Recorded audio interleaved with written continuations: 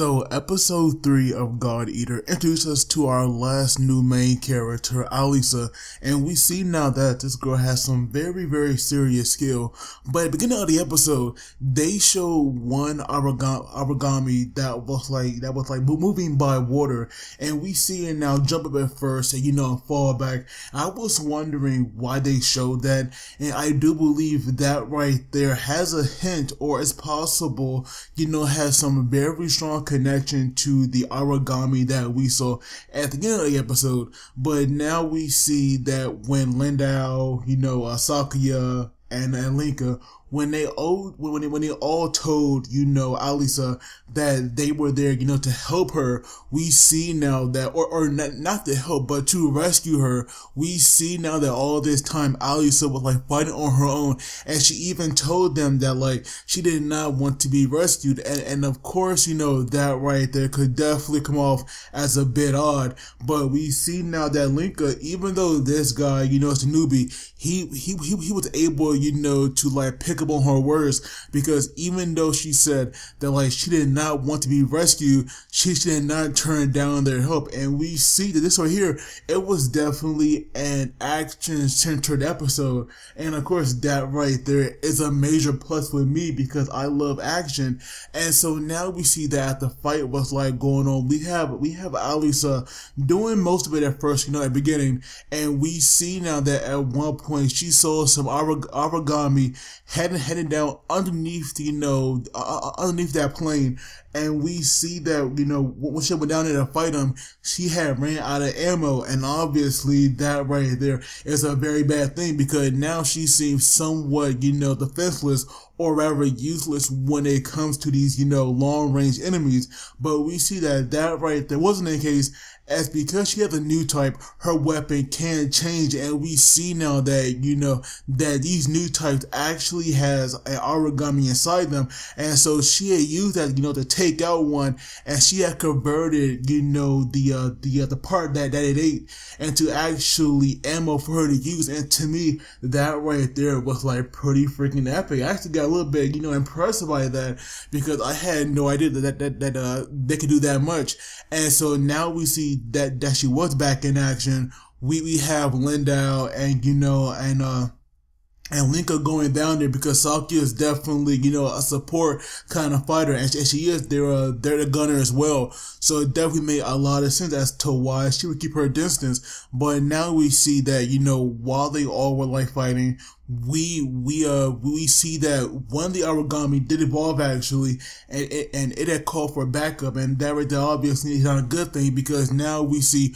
all these, now we see Horde and pretty much coming along, and of course, they were going to attack that plane, and now with them running out of time, we have them wanting to take Alisa and get her out of there, but for some reason she would not leave, and we see her now heading back into the plane, and obviously, Lindau being the more experienced fighter, he would deal with them outside while Lenka went after her, and when he did go inside, we see now that not only is, Alisa a good fighter when it comes to Aragami, she can also handle humans pretty well, as she put him in this submission hold, but obviously, he broke out of it, and now we see that the reason why, Alisa wouldn't leave, because even though she did, knock Lenka down, he did get back up and follow her, but we see that the reason why she would not leave that plane is because there were people still on board, and they were all pretty injured. So I do wonder, were these guys trying to fight,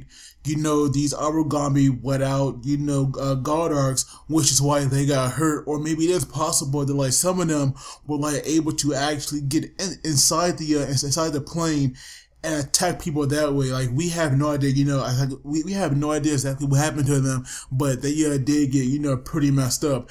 And now we see that when Lenka reports back to Lindau and tells them what's going on, they obviously cannot take them all, on that helicopter they have, but Lenka here, being a good guy, he actually, wants to stay here and protect them all and save them.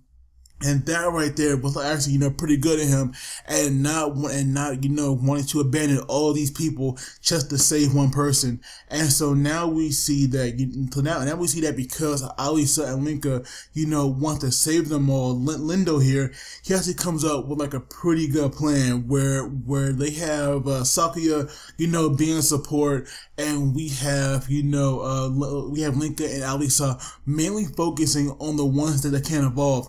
And also we have two flashbacks, this episode, and we see now that in the past when they first working on the Oracle Cell, we see that they were shooting one with a laser, and at first, it gave no response. But the next time they did that, we see it now calling out to all the other cells they had in different places, and they were all being drawn to it. And that right there was the process of it evolving, because now it was calling out to others for backup, which explains why this, Aragami, could call out for others now.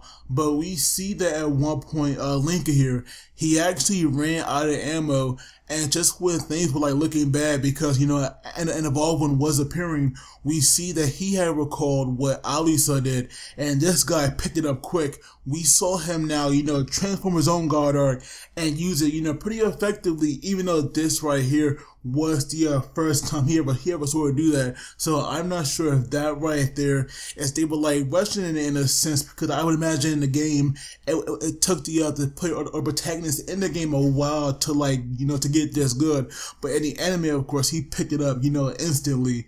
And so, of course, that was cool now to see him fighting, this way. And we see that I'm not sure if that right there, was really possible, because it seems that now, at least in some instances, they were able to change their god arcs between gun type and sword, instantly, without going through the whole process of putting out the hilt and sending it back in. But it seemed like it was instant when it changed, and we see Lenka here being much better than episode 1 or 2 where he was a noob. And then we have Alisa already being so skillful with hers, these two, which is so freaking impressive. And always we have Landau being a beast, even though he did not have a new type. They were all just putting in work, and obviously they had managed to kill all of the evolved types. But we see now that even though it seemed like things were okay, apparently there was another unknown type headed their way. And so we see that because they cannot identify it, they should knew that this thing was freaking massive. They had no choice but to abandon that helicopter and use it like a decoy. And we see now that when we saw the Aragami who was chasing them, this thing was freaking massive. Now I thought that maybe it was the one that we saw at the beginning of the episode moving by water, but this thing was falling to the ground or flying some way. But this thing was freaking massive. It was 10 times the size of the one that we saw at the beginning. So obviously we have no idea what it is, but this Aragami should definitely not be messed with. But at the same time, because of it being there, obviously whenever it goes to a town and attack people, there is no way anyone can survive that. And we also had another flashback about where these scientists, the current leaders now, we see them now once again using a laser on an Oracle Cell, but this time we see that when they do that, not only does it grow rapidly, but it actually goes a bit berserk while calming all the others. And we see it now trying to attack the scientists, but they did have a protective wall there. But even with that, it was dented, and so now because of that, that right there, what was the first time I believe that they were kind of afraid of what they had discovered.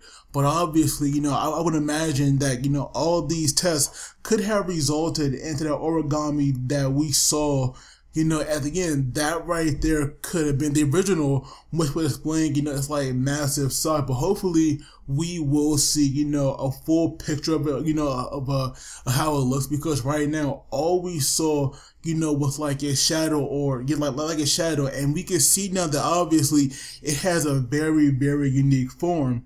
But the episode overall, to me, it was definitely good. Alisa's, introduction episode, it was like full of action. Like I said, to me, that's a plus. And overall, like pretty enjoyable because we have our characters like making a last stand and like paid off for them. And so for that, I'll probably give it maybe a 7 out of 10. But of course, I love that you got thoughts on this. And as always, don't forget to like and subscribe because it really helps me out. And you guys take it easy. I will see you all next time.